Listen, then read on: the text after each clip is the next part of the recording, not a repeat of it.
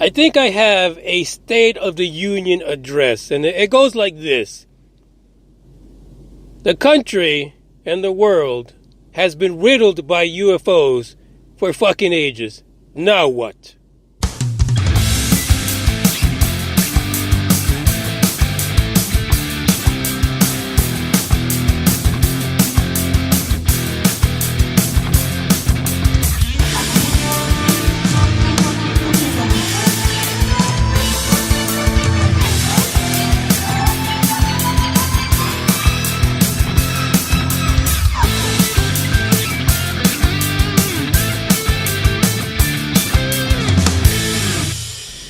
Like, when is it we're going to hear that State of the Union? When is someone going to say, guess what? We've been rubber dicking you.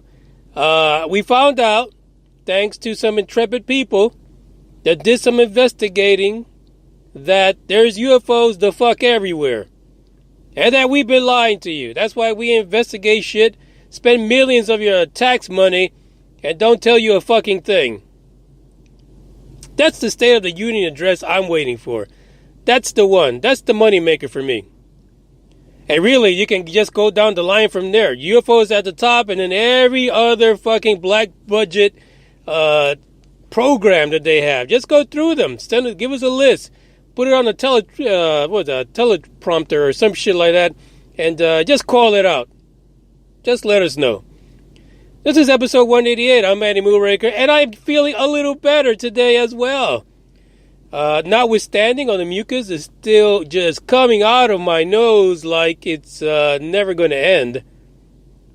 And you can still hear it a little bit. There's some congestion in there. My throat's still hurting a bit, but I feel better, and that's what counts, because now we get to talk about this UFO shit. But before we get to this, there's an article and some pictures, right? Because we talked about that one country that our president here in the U.S. loves, China. And China has that little rover, getting along on the dark side of the moon. And does anybody wonder why the dark side pictures are so bright? I mean, I expected to see a whole bunch of shadows, but fuck, what kind of a light they put on there? That's pretty strange to me, but no fucks given.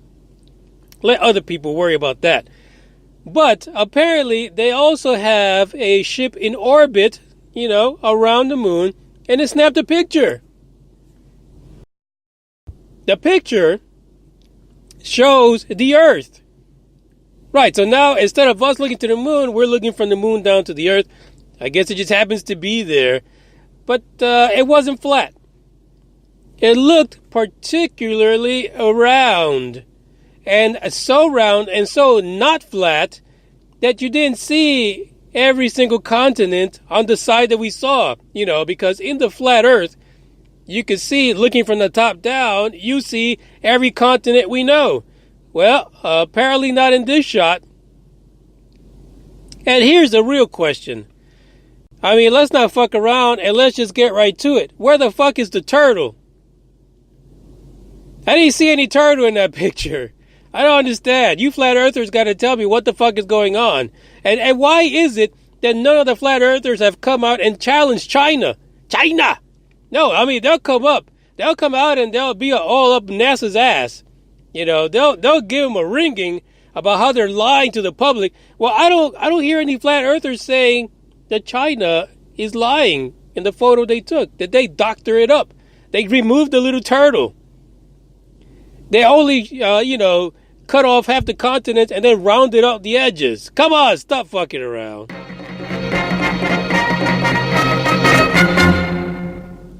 That's all I gotta say about that, like Forrest Gump. No fucks given. Somebody tell me why the fuck that shit was not flat. I'm just getting tired of this nonsense. I really am. But in case you wanted to know, there is an article in the description regarding the rare picture of the far side Earth sighting. And the image for this logo, for the Liga de Homo, whatever, the fucking picture that you clicked on to get to this episode actually has the picture that the old China took. China! But let's forget about that for now, because the story that we want to talk about today is the fact that there was a UFO sighting almost 61 years ago. It was 60 years last October. But it has some really strange connections to another UFO sighting that was almost a year before that, in 1957, November to be exact. Now, I mean, you can't write this stuff. You can't write this stuff. Why is it these connections keep coming up? And why is it that this egg-shaped UFO keeps making the rounds and basically shutting down all kind of equipment it comes across? That's very strange. The title for this article is No Place to Run, Loch Raven Reservoir's Forgotten UFO 60 years later. Like I said, this was 60 years of age back in 2018, October 26th to be exact. So the story goes that around midnight on that fateful day, Alvin Cohen and Philip Small decided they were going to take a drive to the Loch Raven Reservoir in Townsend. Well, listen, first of all, what the fuck is at a reservoir at midnight that two dudes are going to go take out a drive for? Let's question that first before we even get into the story. I don't even know if these guys are alive, but Philip and Alvin, what the fuck were you doing at a reservoir at midnight? There's some shady shit going on there. But I digress. Let's not make it about them and whatever craziness they were doing. We're not even going to pay attention to that. It turns out that these two, who were up to who knows what the fuck, came across an iridescent egg-shaped object that appeared above a bridge.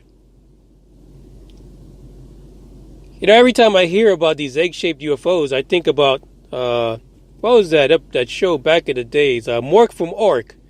You know, that character that Robin Williams played in his own little egg-shaped deal. That's the one that always comes to mind. And it's weird because in going back into these legacy UFO incidents, this shape continuously pops up. And not only does it pop up, but it does the same thing. It has its iridescent colors, and, you know, it flashes a bunch of different colors, and it also pretty much kills any electronics or electric engines that it's by. The two dudes who were out at the reservoir at midnight doing who knows the fuck what were in a car, of course, because they were driving around for whatever reason, but their engine stopped entirely dead. The headlights died, the engine shut down, the ignition went kaput, the entire electrical system was, no fucks given, gone. There's a link to this article also in the description for this episode. Because it turns out that the Air Force actually investigated this. Now, I'm not trying to say anything about Project Blue Book or any other investigation there was, but it's really important what the outcome of the investigation by the Air Force was. There's a quote in here from the two dudes sitting at midnight by a reservoir that there basically was no place to run. About 2 weeks later, they were interviewed by the Air Force, and according to them, we probably would have if we could have, but we were terrified at what we saw.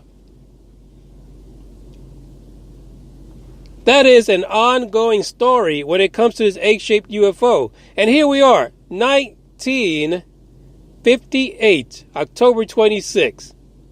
The correlation here is to the Leveland, Texas incident that we talked about last year that happened in November of 1957. This egg-shaped UFO was all over the place. The question is, why wasn't a correlation made?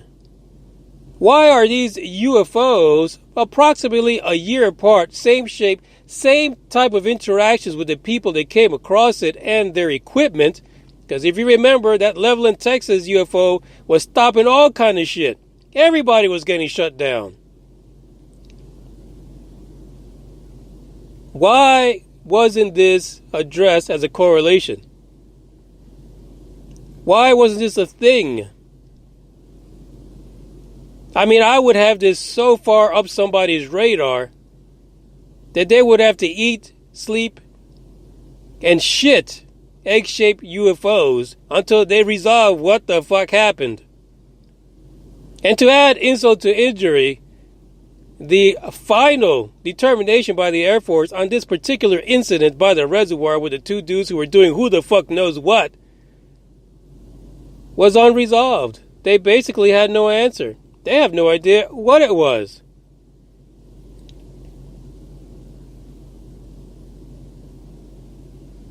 There is apparently a declassified report of the incident and the interview.